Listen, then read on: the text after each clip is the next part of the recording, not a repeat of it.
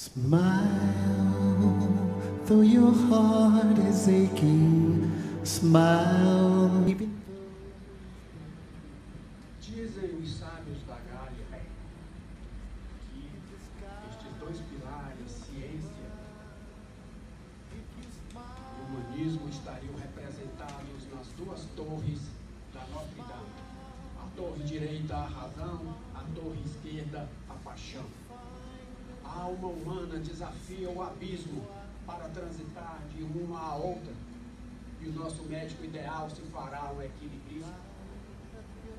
A título de informação, o incêndio poupou as duas torres. Qual a intersecção da medicina com o fogo? Os antigos curandeiros tribais já reverenciavam o fogo. O fogo acompanha a medicina desde sempre. E nós sabemos por quê. O fogo cauteriza, o fogo esteriliza. Todo cirurgião sabe disso. Quantos gladiadores, quantos guerreiros antigos tiveram suas feridas abertas, tocadas por um tição de carvão ou por um lingote de ferro em brasa, para estancar o sangue difuso que não era passível de ser ligado, para matar os germes. No Vietnã chegaram os mais... Porque ele nos aterra a realidade. De que adianta possuir sobejamento, conhecimento, humanidade e mesmo ética, se não tiver equilíbrio, ou deveria dizer juízo? Talvez, não por acaso essas quatro virtudes perfaçam um sinal de cruz. O cruzeiro embandeirado nas grandes navegações. Aqui vem entrar o nosso som.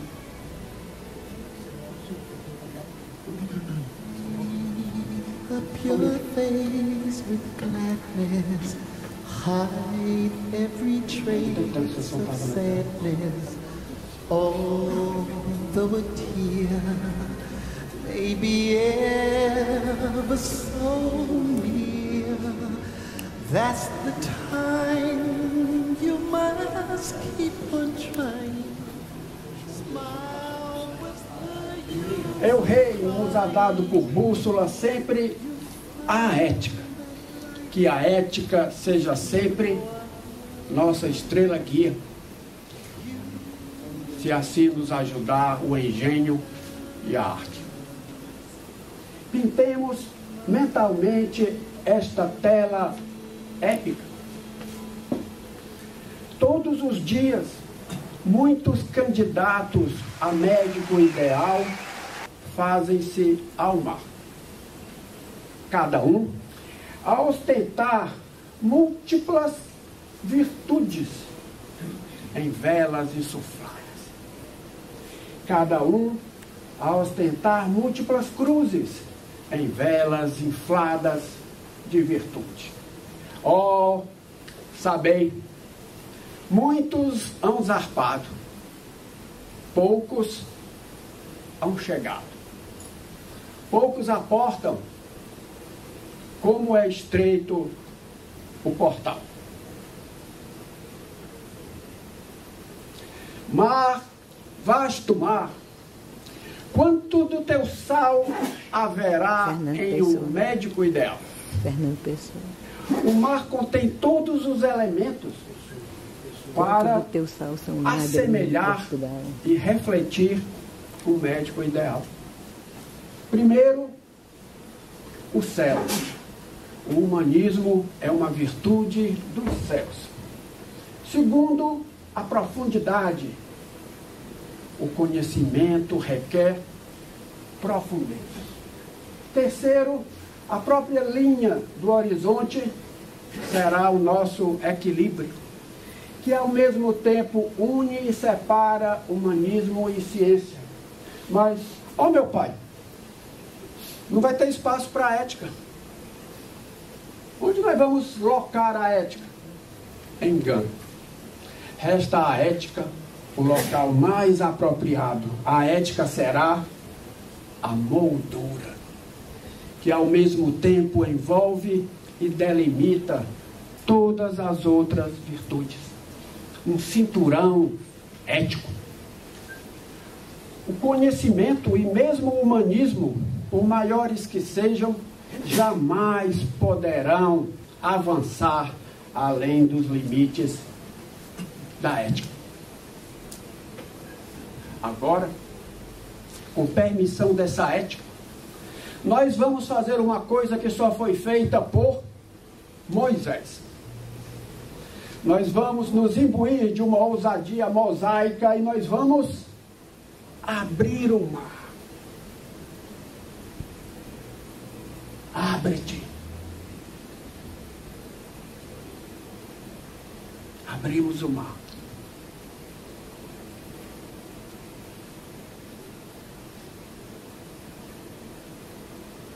E não se abre o mar impunemente. Caímos na maior potência marítima do século XVII, a Holanda. Caímos em Amsterdã, em 1632. Aliás, está havendo uma aula de anatomia. Está acontecendo a dissecção pública anual de um criminoso que a Guilda dos Cirurgiões promove, pelo famoso professor Turbo. Vamos dissecar o médico ideal? A lição de anatomia do professor Turbo. Quando a gente aprende pintura, nos é ensinado que todo chiaroscuro possui uma fonte de luz. Essa tela é um exemplo lindo de um chiaroscuro, onde predominam os tons fechados e os tons abertos. Aonde se encontra nessa tela a fonte de luz? Vamos descobrir aonde se esconde a fonte de luz nesse chiaroscuro. Observem que, inusitadamente, toda a tela é iluminada de baixo para cima, a partir de uma base horizontal estendida. Que base é essa? O próprio morto. O pintor colocou a fonte de luz no cadáver. Por que não? Ele tem todos os requisitos de um foco perfeito: imóvel, estável, abrangente. De uma pincelada, Rembrandt van Rijn intuiu todo o espírito dessa apresentação. O brilho do médico ideal não está nele próprio. O brilho não é dele. Ele apenas refrata o brilho que lhe é repassado. Ele é apenas um meio, uma vidraça. E a fonte dessa luz, a fonte desse brilho, é o paciente. Essa famosa tela exemplifica isso. Essa é a lição do professor Turbo. O foco verdadeiro da arte médica é a fugidia vida humana. Só mesmo o gênio para fazer um morto reavivar o contorno de tantos vivos. Quem dá relevo aos vivos é o morto. Por isso que Rembrandt foi Rembrandt.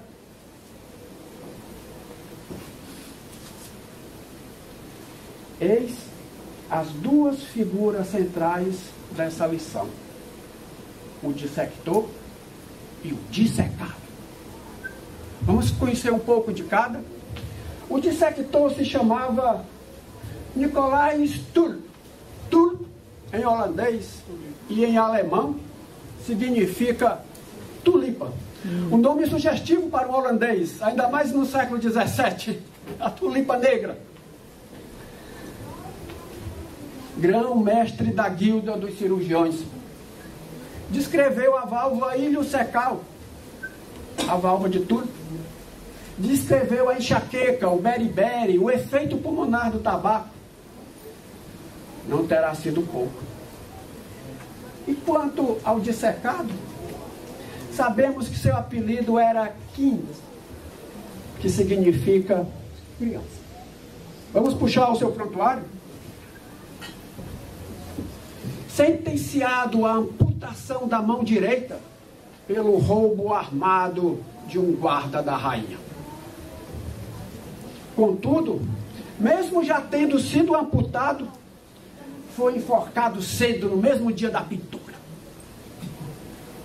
É que seu corpo teve a honra de ser escolhido para a dissecção pública de um criminoso que a guilda promovia a cada ano e não podia faltar corpo.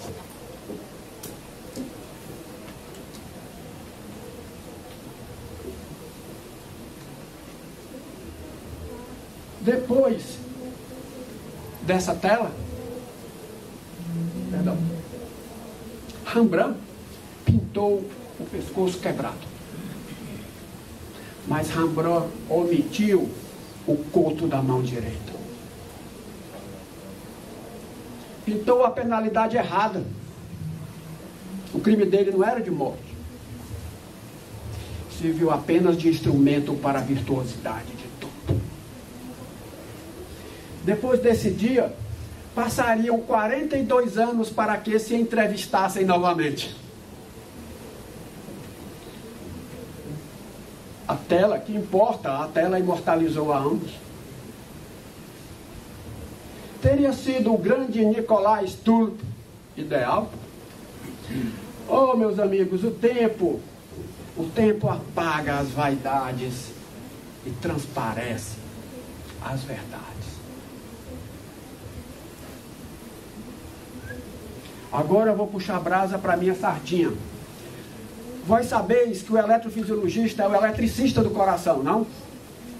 Pois vou me permitir tomar um exemplo, a eletricidade. Em um médico ideal, essas 4 virtudes, conhecimento, humanismo, equilíbrio e ética, essas 4 virtudes funcionam como lâmpadas em um circuito em série. Lâmpadas em um circuito em série. O circuito em série funciona do tipo tudo ou nada. Apaga uma, apaga tudo. Basta apagar uma dessas virtudes e todo o médico obscurece. Não tem como fazer chute ou curto-circuito de uma ou outra virtude sem perder todas. Ou tem todas, ou não tem nenhuma.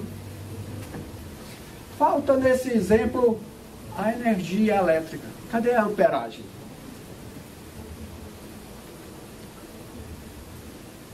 A energia que acende as lâmpadas, a corrente que vivifica todo o circuito, essa corrente é a vida que corre no paciente.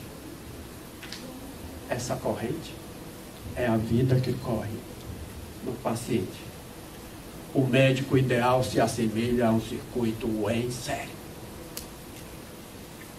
O médico ideal de ontem foi menor que o médico ideal de hoje. O médico ideal de hoje será menor que o médico ideal de amanhã. Comparação entre médicos ideais no tempo. Se o critério for resolutividade, com certeza o médico ideal de hoje é mais ideal que o de ontem. E com certeza menos ideal que o de amanhã. Porque, graças à ciência, deu-se um gigantesco salto de resolutividade na medicina nos últimos 2 séculos. Se é por ser resolutividade, somos mais ideais do que ontem, menos do que amanhã. Porém, se o critério for o humanismo, a caridade, para comparar os médicos ideais no tempo, a verdade é que esse parâmetro não sofreu grandes mudanças desde os tempos antigos até agora. O médico de hoje, certamente, não é mais caridoso que o médico de outrora. Nem tampouco, necessariamente, menos caridoso que o médico de amanhã. A caridade é o único parâmetro pelo qual o médico suporta comparação em todas as épocas. A caridade é o único parâmetro pelo qual o médico suporta comparação em todas as épocas. Em uma mesma época e em época diferente. Ou seja, o médico ideal é atemporal. E isso, graças não à ciência, mas à caridade. Agora aqui deveria entrar uma linda música. Entrou! Obrigado, filho. Pode aumentar um pouquinho? Um pouquinho mais. Somos viajores do tempo. Somos viajores no tempo. Um rastro de humanismo será nosso maior legado.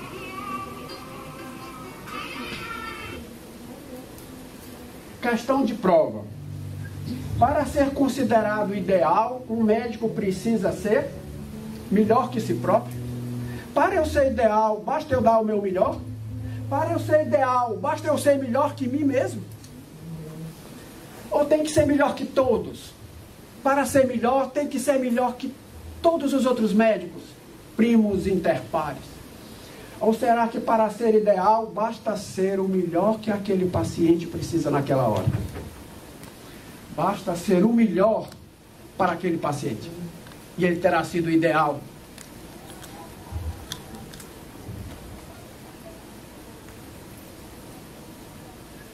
O médico e seu ilustre paciente.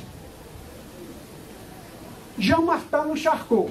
Jean-Martin, João Martins. Pedro de Alcântara. Médico, paciente. Estejam apresentados, enchanté, Sa Majesté. Sim? Havia imperadores na sala de espera de Jean-Martin Charcot. Imperadores. Pedro II do Brasil era um deles. Dom Pedro cruzava o Atlântico para se receitar em Paris. Primeira consulta, 1851. Última vez, 1891, ano que Pedro partiu. Os dois levariam ainda mais 2 anos para se entrevistarem novamente. Tinham a mesma idade, nasceram ambos no 25, o Charcot era 3 dias mais velho. Bem, como vemos, médico e paciente se encontraram em pontos diferentes da linha do tempo de suas vidas. Seria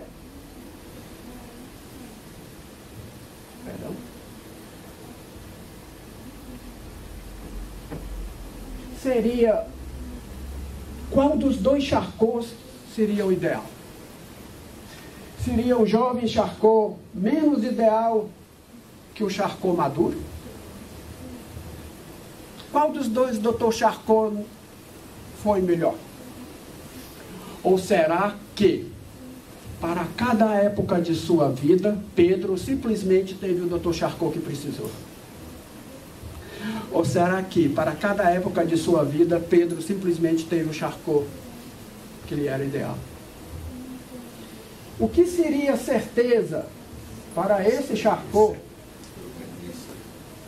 continuaria sendo certeza pétrea ainda para esse Charcot mais tarde? A mudança de certezas não se dá apenas entre médicos diferentes que viveram épocas diferentes. A mudança de certezas ocorre também dentro de um mesmo médico, à medida que ele percorre sua própria vida. A certeza não muda só ao longo do tempo, ela muda dentro da gente. O médico ideal, então, deverá ser procurado em todas as linhas do tempo, interna e externa, no tempo interior e no tempo exterior. Procura-se um médico ideal em todos os tempos. Fui procurar esse médico no Google. O Medscape é uma das fontes mais confiáveis. Eu encontrei essa lista dos 10 mais influentes na história. Top 10. Quem serão os agraciados? Tchan, tchan. Vamos ver?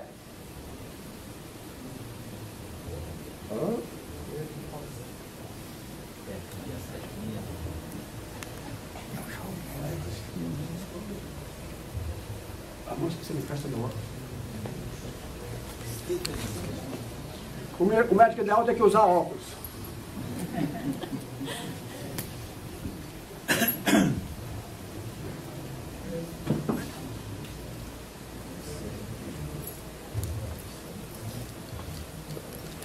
Me deu memória ligada. Vamos já ver os nossos top 10. Só a palavra. Eles eram, né?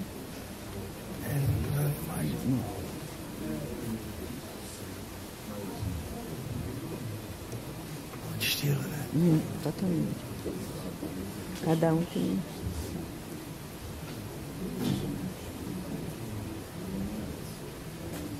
Cada estilo tem seus méritos, né? Décimo, Louis Pasteur. Top 10. O pai da microbiologia, contudo, ficaria mais conhecido por ter tornado o leite e o vinho bebidas confiáveis, por um processo que viria a ser chamado pasteurização. A água, o leite e o vinho são as 3 bebidas mais importantes para o ser humano, não necessariamente nessa ordem. Nono, Jean-Martin Charcot, o pai da neurologia moderna, conhecido como o César da Salpêtrière. Le César de la Salpêtrière. Pontificava indisputável. Oitavo, o inglês Edward Jenner, o primeiro médico a imunizar a humanidade, depois de procurar entender por que as ordenhadoras de suas vacas não contraíam varíola. Elas eram naturalmente imunes a smallpox. Inaugurou a imunologia, disciplina que fala de corpo e anticorpo. Quântico.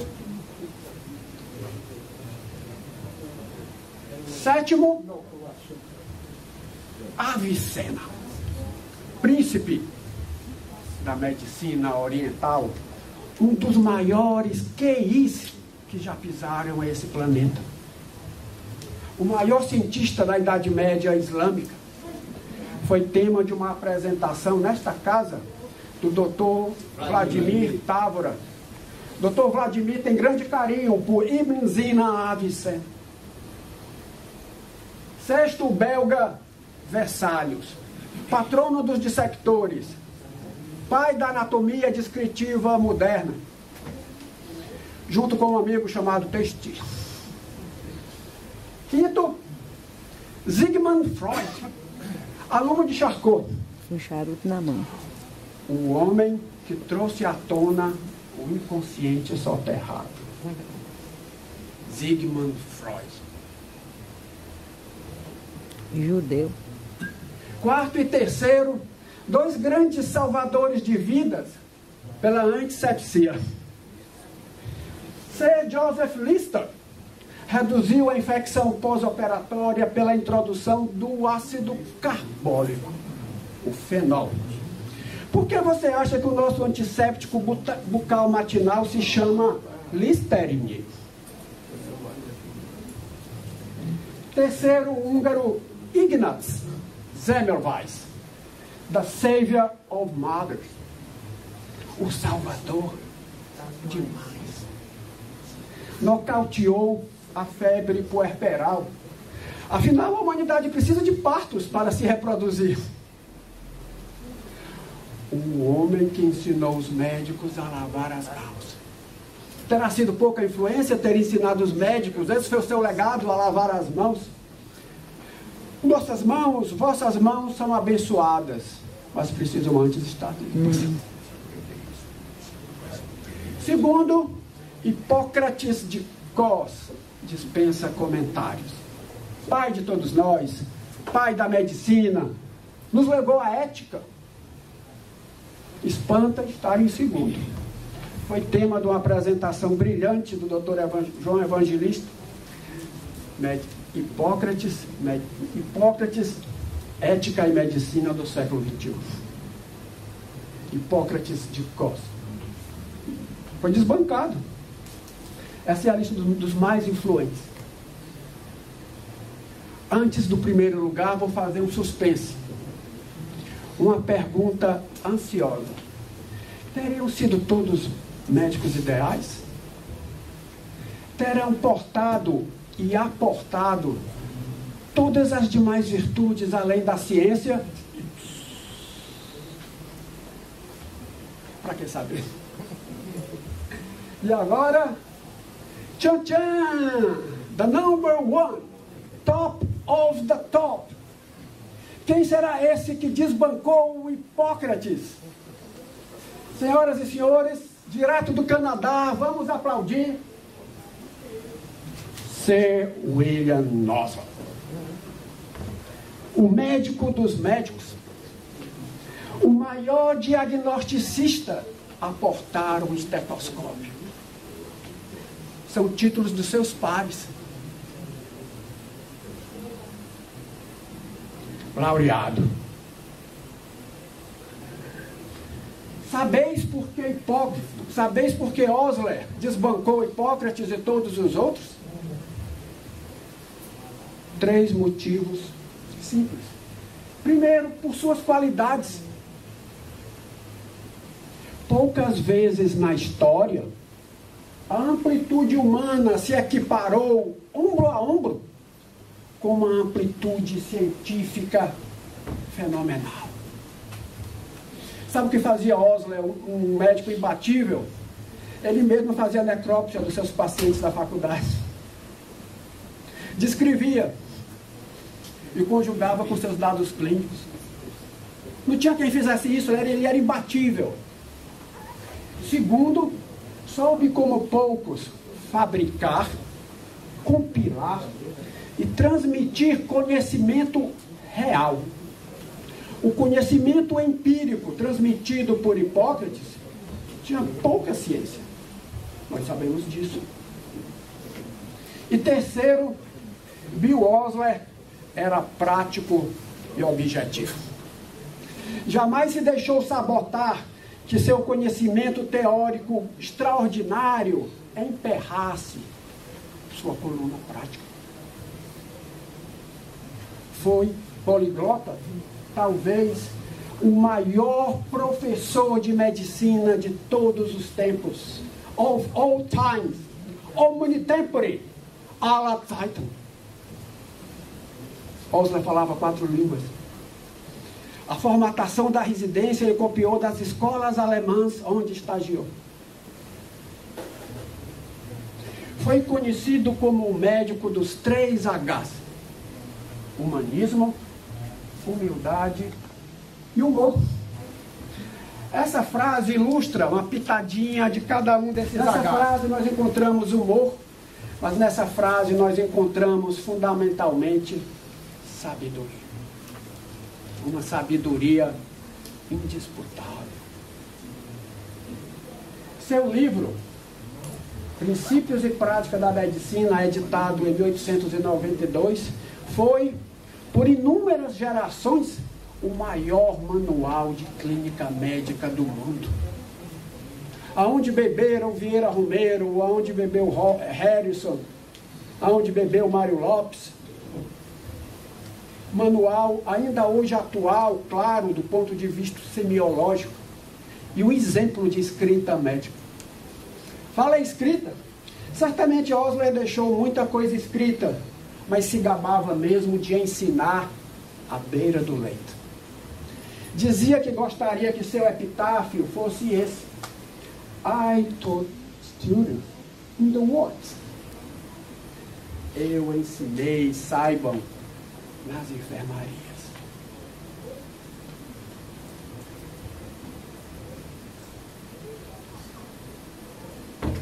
O médico ideal carregará, sobretudo, amor.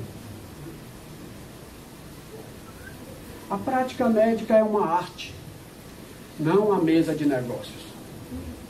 William Osler.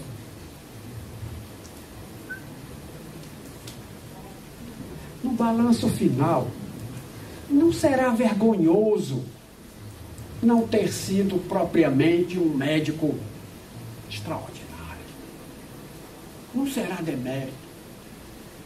Lastimável será, ao final de nossas vidas, constatar que simplesmente não fomos aquele médico que poderíamos ter sido.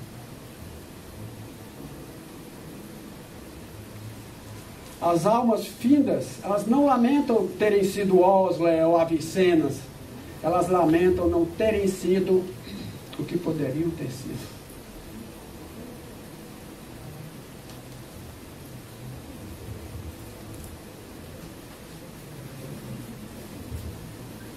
Teria um médico ideal jamais existido?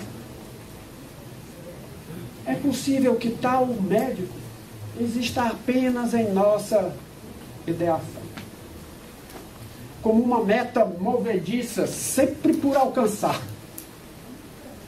Uma vela que nos consome e nos alumia. Contudo, mesmo que tal médico jamais tenha existido, tampouco jamais morrerá. Mesmo que jamais tenha existido, jamais morrerá. A maior virtude de quem nunca existiu é jamais morrer. A maior virtude de quem nunca existiu é jamais morrer. Aqueles que não existem são imortais. Aqueles que não existem não morrem nunca. Essa é a sua virtude. William Osler morreu aos 70 anos. 22 de dezembro de 19, com as cidades da Europa Ocidental ainda fumegando das batalhas do Marne, gripe espanhola, complicada com pneumonia lobar e bronquiectasias porque o abriram. E seu cérebro hoje está ainda exposto.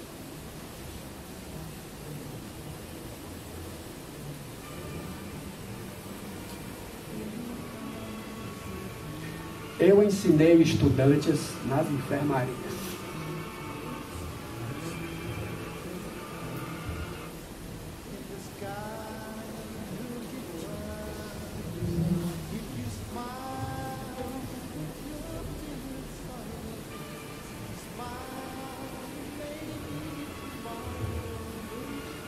Por pertencer à humanidade, por ser humano terreno, nenhum médico há de ser considerado ideal. Contudo, exatamente por ter essa humanidade, é que alguns serão imortalizados. Luiz dizia: aqueles que se vão da lei da morte libertados. Exatamente aqueles que possuem tal humanidade, por legarem seu humanismo, são laureados com a perpetuação de seu nome. Essa é a única recompensa. Por terem legado seu humanismo, sua humanidade. Neste reconhecimento, Deus lhes dá sua justa recompensa.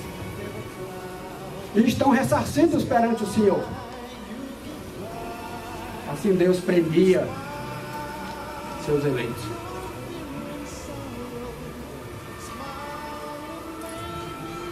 Primus inter pares.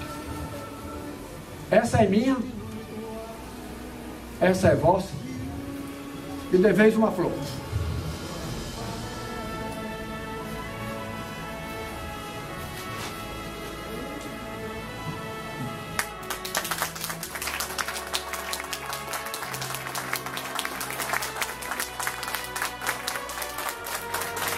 Nós não abrimos o mar.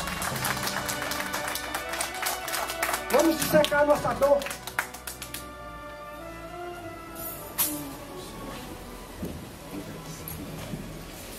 Lembra dos nossos objetivos? Nós vamos laureá-lo, nós vamos emoldurá-lo. Guardai esse objetivo. Laureado,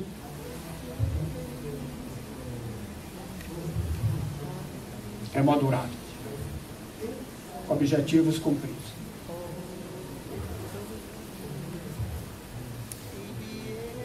Havemos procurado tanto o idealismo, 50 minutos procurando o idealismo. Talvez ele tenha sentado nessas cadeiras. Talvez ele tenha habitado entre vós. Muito obrigado.